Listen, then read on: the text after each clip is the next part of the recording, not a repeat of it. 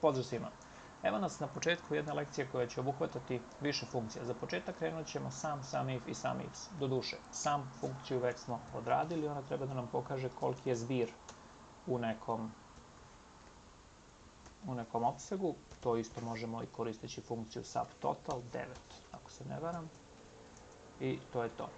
Sam if kaže saberi brojeve ako ispunjavaju ili ne ispunjavaju neki unapred definisani uslov. Nas, na primjer, zanima koliki je zbir godina svih kolega ili svih koleginica. Ja sam pretpostavio da postoje samo dva pola jer tako mi nekako lakše. Dokle se stiglo sa utvrđivanjem broja polova, zaista ne znam. Znači, sam if i kaže range, criteria, pa je tek na kraju sam range, odnosno brojevi koje treba sabirati. Nama je, u ovom slučaju, range je gde se nalazi uslov. Criteria da bude m. I sam range nam je ovo. Šta je bitno? Kao što vidite, dve stvari. Prvo, mi smo uslov stavili pod znake navoda i drugo, iako su ovde velika slova, mi smo stavili malo, zato što funkcija nije osetljiva na to da li je veliko ili malo slovo. Isto, stavljajući ovo, znači različito, odnosno je veće ili je manje od m, mi ćemo dobiti 158, odnosno praktično zbir godina koje imaju žene.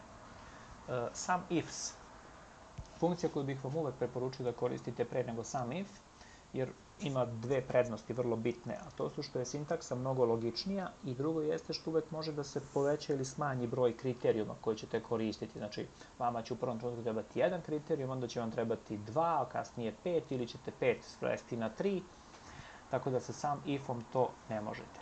Hajde da vidimo koliki je zbir godina svih žena koje su starije od 30.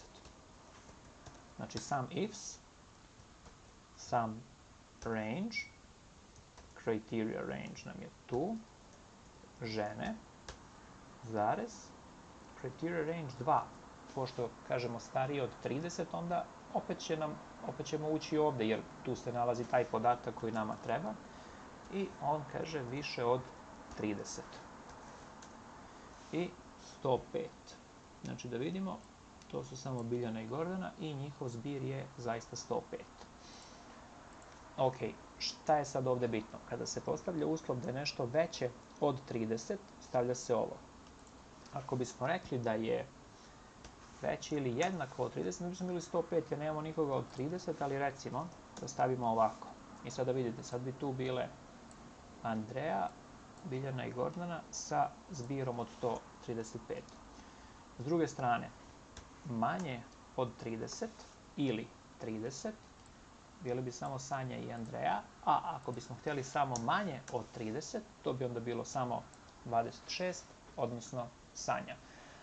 Takođe, ono što je bitno da se napomene jeste da vi ne morate da upisujete ovde zahtev. Možete da ga upišete i ovde, pa na primjer da bude z i da bude, ne znam, ajde, kao što smo rekli, veće od 30. Pa ćete sad ovo ovde zameniti uslovom ovde, a ovo ovde ćete zameniti ovim uslovom ovde. Vidite. I sada vi možete da ovde menjate.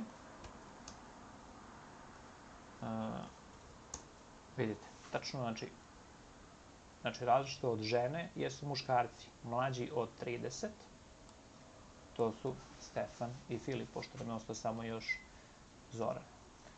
Tako da, eto, hvala vam na pažnji, uskoro nastavljamo sa ovim blokom ovde.